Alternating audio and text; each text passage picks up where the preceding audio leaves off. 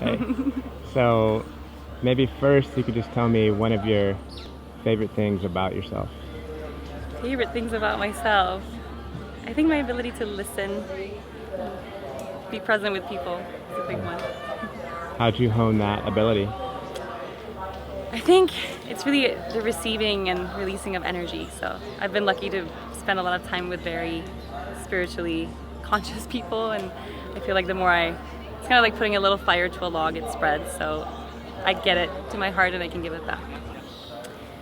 I think my greatest challenge is slowing down, always has been since I was little, and remembering to take breaks and to, especially now in this part of my life, to not work too hard. Because work is fun and also play, but there's a fine line in between, so I struggle with that.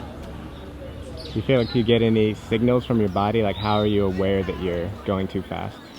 Always, immediately, it's my back.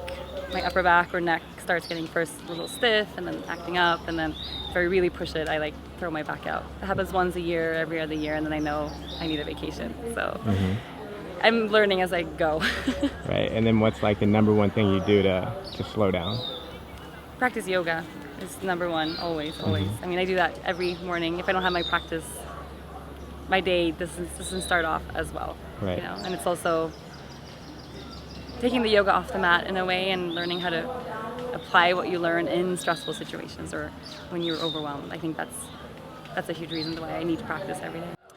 I mean, the practice that we do on the mat is just the beginning. That's really what I feel. So learning how to cultivate presence, learning how to utilize your breath and the potential that you have to create presence when you need it is one of those things that you can take off the mat and into your day-to-day life. So when I really think of my practice almost as a little airbag around me in a way. So when drama hits or something difficult comes along, I don't have to react right away. I have a little bit of space there to take it in and kind of look at the objective side and be like, okay, what is the actual truth to this action in this moment versus just, oh my God, this happened, I have to react immediately. So it just gives me a little more space to sit with things before I act them out, which is a big one. And I mean, there's a lot that we learn on the mat, but for me, that's a huge point. Beautiful. And are you married or you're engaged? I'm married. You're married, congratulations. Yeah, thank you. Will you tell me the story of like meeting your husband, and will you share that if you don't mind? Yeah, I actually lived here. I lived in Dominical, really close to here, and I went to Aruba on vacation for 2 weeks, and I met him my second day there. But I'd never been in there before. It's a small island in the middle of nowhere, so we had like a few days together, and then I came back here, and after 2 weeks of not speaking at all, my best friend told me I had to go back because she was sick of hearing me nagging about this guy that I met. So I went back on a whim and never left. So we've been together now 6 years. And what do you love about him? I love how humble he is, down to earth. It's easy with him. I'm complicated. With him, everything is easy, so it's a good balance. How are you complicated?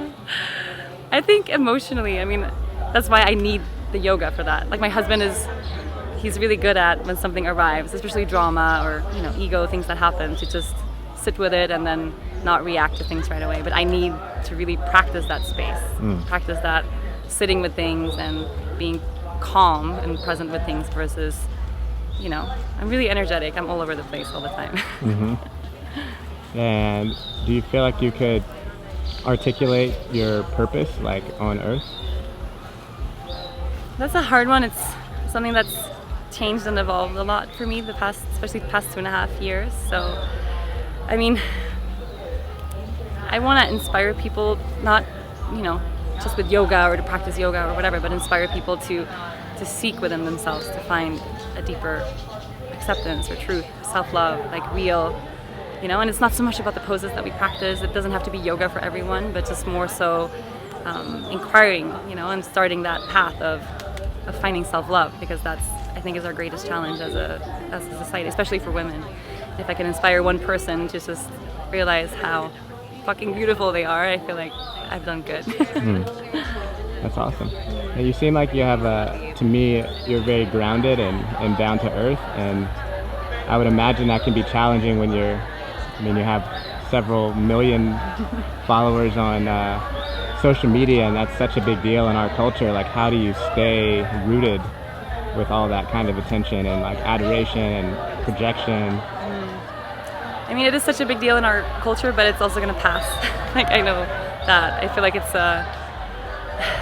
essentially, people aren't here for me, you know what I mean? Even if I teach a class and 1,000 people come, that I've never thought of it in a way as, oh, they're here to see me or to meet me. Like, they're there for their practice, and they're there because something I shared or wrote triggered something that they already knew within them. So they're there to deepen their own path.